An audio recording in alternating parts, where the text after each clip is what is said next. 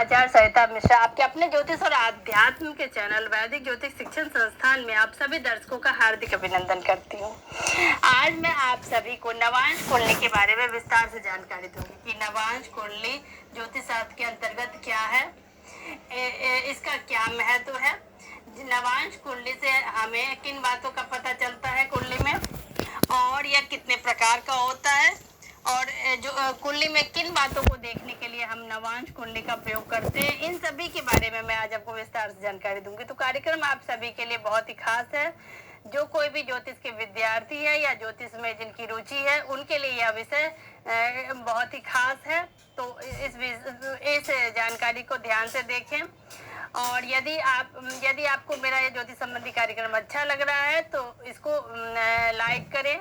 Channel पे यदि पहली बार आए चैनल को सब्सक्राइब कर ले, बेल आइकन को प्रेस कर ले, और मेरी इस जानकारी को अपने जानने वालों में ज़्यादा से ज़्यादा शेयर करें, तो ताकि अन्य भी इस जानकारी से लाभान्वित हो सके। और यदि किसी को अपनी कुंडली मुझसे एनालाइज करवानी हो तो मेरे मोबाइल नंबर 8383904847 पे कॉल करके मुझसे अपनी कुंडली एनालाइज करवा सकते हैं।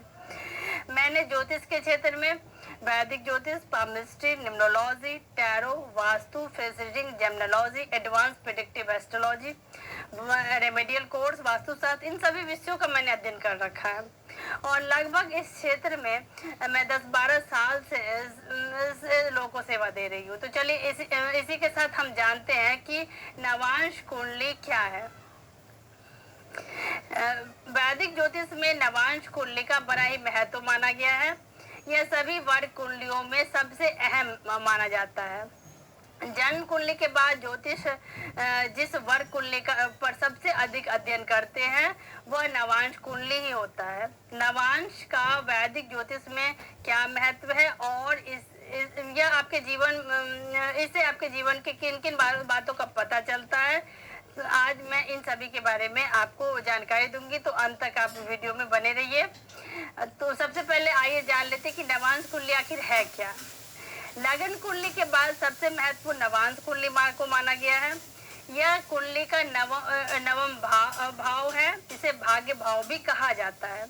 इसे अंग्रेजी में D9 कुंडली या डिविजनल चार्ट कहते हैं इसे। यह नवम भाव के साथ साथ जन्म कुंडली के सप्तम भाव यानी विवाह का भाव का भी विस्तृत जानकारी देता है। सप्तम भाव का आपके जीवन पर क्या प्रभाव होगा और इससे आपको कैसे फल प्राप्त होंगे, इसके बारे में नवांश कुंडली को देखकर विस्तार से इसके बारे में जानकारी प्राप्त की जा सकती है। कुछ विद्वानों के अनुसार जिस प्रकार लगन आपके शरीर को दर्शाता है, उसी प्रकार नवांश आपकी आत्मा के बारे में भी जानकारी देती है। ज्योतिष शास्त्र में नवांश कुंडली से किन बातों का पता चलता है, आइए इसके बारे में जानते हैं।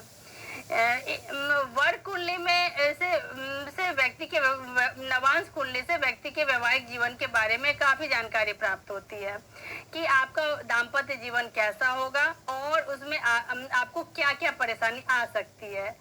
इसकी जानकारी आपको नवांश कुंडली से पता चल जाता है। इसके साथ ही व्यावसायिक जीवन में आपको किस तरह से फल की प्राप्ति होगी, आपकी दैनिक आय कैसी होगी, क्योंकि सातवां भाव हमारे अन मन यानी कि डेली हमारे दैनिक कर्म का भी है। तो डेली हम कितना मेहनत कर रहे हैं और इससे हमें किस लाभ की प्राप्ति हो रही है, इसकी जानकारी भी हमें नवांश कुंडली को देख के ही पता किया जा सकता है। इसके आपके प्रतिद्वंदी और शत्रुओं के बारे में भी इस वर्ग कुंडली से देखा जा सकता है। यह कुंडली आपके जीवन में होने वाली अशुभ घटनाओं के बारे में बताती है, इसलिए जन्म कुंडली के साथ साथ नवांश कुंडली देखना बहुत ही अहम हो जाता है ज्योतिष के जानकारों के लिए। अब जानते हैं कि नवांश कुंडली का आखिर इतना महत्व क्यों है ज्योतिष शास्त्र में। आइए थोड़ा इस पे प्रकाश डालते हैं। वैदिक ज्योतिष के जानकारों के अनुसार लगन कुंडली को बीज के रूप में देखा जाता है, जबकि नवांश कुंडली को फल के रूप में। इसलिए लगन कुंडली के अलावा इसको देखना बहुत ही महत्वपूर्ण माना जाता है। यदि लग्न कुंडली में कोई ग्रह नीच का है लेकिन नवांश में उच्च का हो तो उसका फल सर्वथा बुरा नहीं होगा, यह आपको औसत फल प्रदान करेगा। ठीक इसी प्रकार यदि लग्न कुंडली में कोई ग्रह उच्च का है तो और नवांश में नीच का तब भी आपको मिले जुले परिणाम प्राप्त कराएगा। आधुनिक ज्योतिष के जनक माने जाने वाले महर्षि पराशर जी ने शायद इसलिए नवांश कुंडली को बहुत ही अहम महत्वपूर्ण माना था, क्योंकि इसके बिना किसी के बारे में संपूर्ण जानकारी प्राप्त नहीं की जा सकती है। आज थोड़ा सा वर्गोत्तम कुंडली क्या है इसके बारे में थोड़ा सा जान लेते हैं। यदि कोई ग्रह लग्न कुंडली और नवांश में एक ही राशि में विराजमान हो तो उसे वर्गोत्तम ग्रह माना जाता है। वर्गोत्तम ग्रह नवग्रह के आधार पे सूर्य से लेके शनि तक के हो सकता है। तो आइए इसके बारे में हम जान लेते हैं कि सूर्य से लेके शनि तक के वर्गोत्तम ग्रह का क्या परिणाम होता है ज्योतिष शास्त्र में। आइए इस क्रम में सबसे पहले यदि कुंडली में सूर्य वर्गोत्तम हो तो व्यक्ति को प्रतिष्ठा और मान सम्मान की प्राप्ति होती है इसके परिणाम स्वरूप। यदि चंद्रमा वर्गोत्तम हो तो इसके फलस्वरूप व्यक्ति शालीन होता है और उसकी स्मरण शक्ति बहुत ही अच्छी मानी जाती है। यदि मंगल वर्गोत्तम हो तो व्यक्ति में साहस की अधिकता और नेतृत्व की क्षमता देखी जाती है इसके परिणाम स्वरूप। बुध ग्रह के वर्गोत्तम होने वाला व्यक्ति बुद्धिमान और तार्किक होता है और उसकी वाणी में मिठास होता है। गुरु बृहस्पति के वर्गोत्तम होने पर व्यक्ति ज्ञानी और समाज में मान सम्मान प्राप्त करने वाला होता है। शुक्र ग्रह के वर्गोत्तम होने पे व्यक्ति को सौंदर्य और कला प्रेमी बनाता है इसके परिणाम स्वरूप। शनि ग्रह यदि वर्गोत्तम हो तो व्यक्ति न्यायप्रिय और थोड़ा सा आलसी और लापरवाह हो सकता है। अब हम जान लेते हैं कि नवांश कुंडली से प्रेम विवाह की किस प्रकार से जानकारी प्राप्त की जा सकती है, इसके बारे में थोड़ा सा जानते हैं। कई बार ऐसा देखा गया है कि लग्न कुंडली में प्रेम विवाह के योग न होने के बावजूद भी व्यक्ति का प्रेम विवाह हो जाता है। ऐसी स्थिति में नवांश कुंडली पर नजर डालना अत्यंत ही आवश्यक हो जाता है। नवांश कुंडली में यदि सप्तमेश और नवमेश की युति का यह संबंध बन रहा है तो प्रेम विवाह की संभावना प्रबल हो जाती है इसके परिणाम स्वरूप। इसके अलावा लग्न में शुक्र यदि अच्छी स्थिति में नहीं है लेकिन नवांश कुंडली में उच्च का हो तो प्रेम विवाह हो सकता है। इसके साथ ही कई अन्य पक्ष भी हैं जिसमें लग्न कुंडली में विवाह की अनुकूलता न होने के बावजूद भी नवांश कुंडली में ग्रहों के अच्छे संयोजन के कारण प्रेम विवाह फलित हो जाती है। अब आइए जानते हैं कि वैवाहिक जीवन में नवांश कुंडली का क्या महत्व है। वैवाहिक जीवन को देखने के लिए नवांश कुंडली को क्यों देखना आवश्यक है, आइए इसके बारे में थोड़ा सा जानते हैं। नवांश कुंडली मुख्य रूप से आपके विवाह और वैवाहिक जीवन की जानकारी देता है। लग्न कुंडली में यदि आपके वैवाहिक जीवन के कारक ग्रह और भाव प्रतिकूल है लेकिन नवांश कुंडली में यदि यह अनुकूल है तो वैवाहिक जीवन में सामंजस्य बना रह सकता है इसके परिणाम स्वरूप। इसके साथ ही नवांश से आपके जीवन साथी के व्यवहार और आदतों के बारे में काफी कुछ जानकारी मिल सकती है। करियर और शिक्षा के बारे में भी नवांश कुंडली जानकारी देती है। वैवाहिक जीवन और प्रेम जीवन के साथ ही आपकी शिक्षा और करियर के बारे में भी नवांश कुंडली से जानकारी प्राप्त की जाती है। लग्न में आपके शिक्षा और करियर के भाव के स्वामी की स्थिति कैसी भी हो लेकिन नवांश में यदि यह शुभ में है तो आपके शिक्षा और करियर में भी शुभता बनी रहेगी इसके परिणाम स्वरूप। ज्योतिष शास्त्र के अनुसार नवांश 3 प्रकार के होते हैं। पहला देव नवांश, दूसरा नर नवांश और तीसरा राक्षस नवांश। आइए एक एक करके इसको भी जान ले कि ये क्या है। सबसे पहले इस क्रम में देव नवांश क्या है और इसकी गणना कैसे की जाती है, आइए जान लेते हैं। ज्योतिष विद्वानों के अनुसार 1, 4, 7 नवांश को देव नवांश कहा जाता है।